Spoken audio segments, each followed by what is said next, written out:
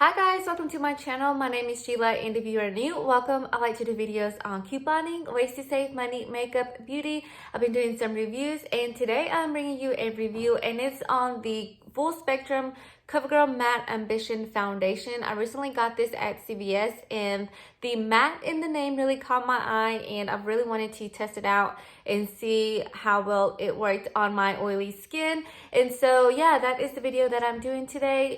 Don't forget to subscribe down below if these are the videos that you like to watch, and so that I know to keep on making them. So yeah, don't forget to subscribe down below. That would really mean a lot to me, and hopefully you enjoyed today's video. And if you want to see how well this worked out for me, then keep on watching.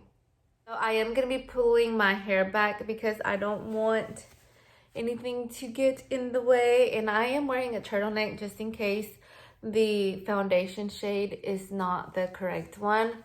Okay, you guys, so before we get started, I want to go over the claims about what this foundation does, go over the shade range and things like that. It does say that it is designed to bring out your truest tones. Full spectrum matte ambition all day foundation from Covergirl is transfer resistant, provides all day comfort with oil absorbing powders for a natural matte foundation finish. It is cruelty free. It does come in 20 shades, and I got the shade Light Neutral 1. The reason why I wore a turtleneck is because I'm not sure this is the correct shade, but this is the lightest shade that was at my CVS store. And I don't know, I'm going to try it and see if it matches me a little bit. I will be priming one side of my face with the Bare Minerals Prime Time. I'm going to do it on this right side of my face. I applied the primer on this side of my face. This primer does mattify my face just a tiny little bit, so I want to see if there is a difference with this foundation. I am gonna shake it up. I always do that with my foundations. It does have a pump and it's made out of glass, which I like. I think it looks very nice. I'm not sure how many pumps to do, so I did like half a pump. Just gonna do a tiny bit more, and I am gonna be using a sponge. So how about, I'm gonna do one side at a time because I'm not sure how it's gonna dry.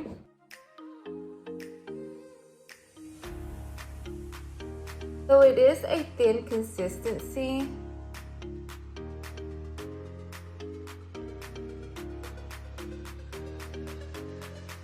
So I can already tell that it's not full coverage. I would say it is light to medium coverage.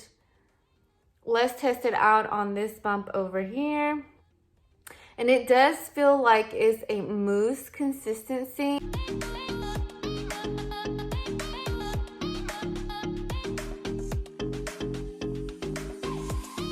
As you can see, it is very light coverage. It did not cover this pimple at all, which is not a pimple anymore. It's been popped, but it seems like it's gonna leave a scar. It is very lightweight and thin.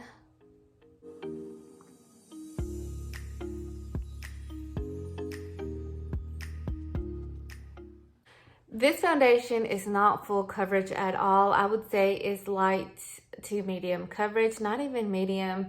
It is not matte. It has like a natural finish, and even with the primer, it's still kind of shiny a little bit. I did not apply SPF because when I apply SPF, it does make my face a little bit more dewy and shinier.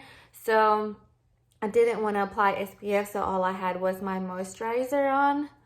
I'm gonna apply one more layer all over my face and see how well it builds up and see if there's any difference. It seems like that layer is already dried, so I want to make sure that I quickly go over it and see how well you can layer it. So you can build it up. I wouldn't put more than 2 layers on because it can look a little bit cakey. It doesn't look cakey now, but I feel like if you build it up a little bit more, it could get cakey. So it still did not cover up my pimple. but at least it looks a little bit more full coverage as far as the rest of my face. I tried to blend it out and it blends out really well, especially after the other layer, the first layer sets. So you can still apply an additional layer to it. So I'm gonna finish the rest of my makeup and I'll be back.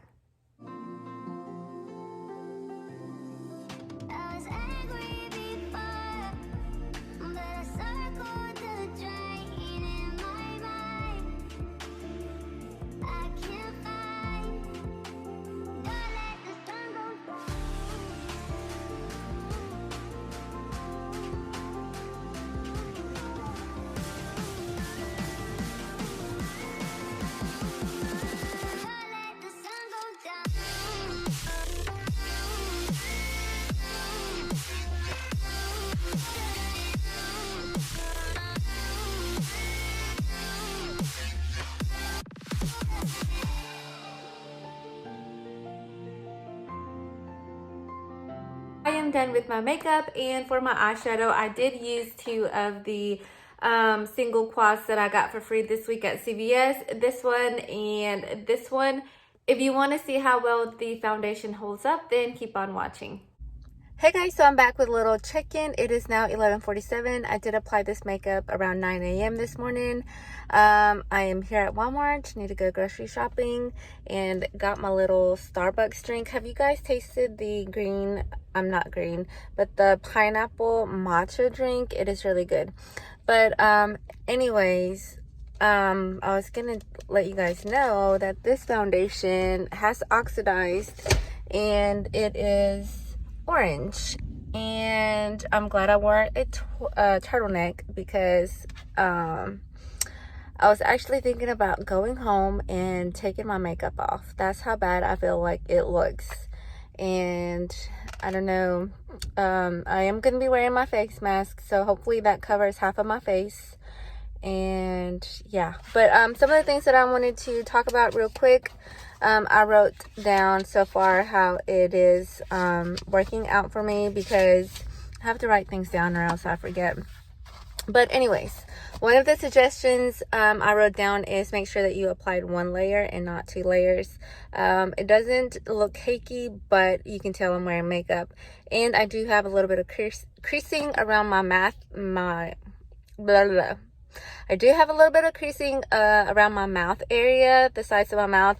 I'm not sure if it's because I did the 2 layers instead of 1, but yeah. And what else did I write? It does have a nice finish, not completely matte, but it does have like a nice, not dewy, not matte, but just an in-between nice finish. Again, it oxidizes, which I went over that. And if you do 2 layers, you will get medium coverage instead of the light medium coverage. And it does not fill in pores, so you would have to use like a pore filler primer in order, because I can really see my pores with this foundation. So make sure that you are wearing a pore filler primer. And what else? I shall be back with another check-in later on today and see how well it's still holding up. But so far it's holding up pretty well, and no smudging, no nothing. So it is staying in place, so that's a plus. I just have to get the right shade next time. So yeah, if you want to see how well it holds up a little bit later, then keep on watching. Guys, so I am back with another check-in. It is now 12:45, so it's been about an hour. My face is starting to get very oily, and so I'm gonna get a piece of napkin and try to blot my face and see if any makeup comes off.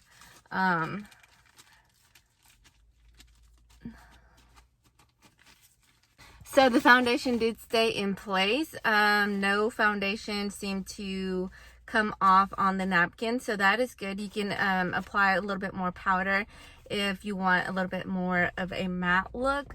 But overall, I really do like this foundation, and I think it is holding up really well, just like the claims said. But just make sure that you get a lighter shade because it does oxidize. So I'll be back with another check-in. I have to unload my groceries, and so I'll be back and do one last check-in. Hey guys, it is 3:30. I am back with my last check-in. As you can see, my face is very oily right now, but the foundation has stayed in place. I do agree that it's very lightweight and it has lasting power. You just have to blot your face like I did earlier, and the foundation should be able to stay in place, or you can add a little bit of powder and it should be fine. So if I recommend it, yes, I recommend this foundation. Just make sure you get your right shade and look out for that oxidation. Is that even a word? Oxidation. Just make sure that you know that it does oxidize.